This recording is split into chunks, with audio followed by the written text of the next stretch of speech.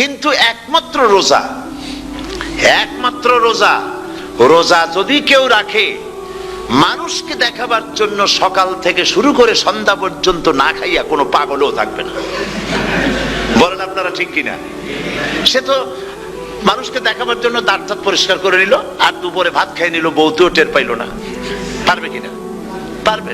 টয়লেটে গিয়ে খাই নিল ভালো করে, কোন একটা আড়াল জায়গা নিয়ে খেয়ে গেল, বাচ্চাও দেখলো না, বউতেও দেখলো না, খেয়ে নিল। তাহলে সে তো রোজা রাখলো না। আল্লাহ পাক বলছেন আস-সাওমু লি, রোজা হচ্ছে আমার জন্য। যে রোজা রাখে আমার জন্যই রাখে, মানুষকে দেখাবার জন্য সারাদিন না খাইয়ে থাকার কোনো প্রশ্নই ওঠে না। সুবহানাল্লাহ।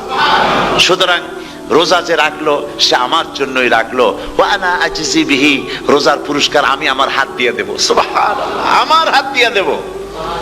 ম্যানেজার যদি বলে এই কাজগুলি করলে পরে বেতন, নির্ধারিত বেতন পাবা, আর এইটা যদি করো তাহলে বেতনটা আমি দেবো আমার হাত দিয়া, তাহলে এমপ্লয় যারা তারা বুঝতেই পারবে যে মালিক যখন নিজেই দেবে তাহলে ম্যানেজারের মতো দেবে না, মালিক মালিকের মতোই বড় করে দেবে। তো আল্লাহ পাক ফেরেশতাদের কাছে এটা রাখেন নাই, সব নাকি তোমরা লেখো গিয়া, আর রোজার সওয়াব আমার হাত দিয়ে আমি দেব। সুবহানাল্লাহ। এরপরে আল্লাহ পাক বলছেন, অন্য রিওয়ায়েতে এসেছে রোজা আমার জন্য, আর রোজাদারের পুরস্কার আর কিচ্ছু না, রোজাদারের পুরস্কার আমি আল্লাহ নিজেই পুরস্কার হয়ে যাব। সুবহানাল্লাহ।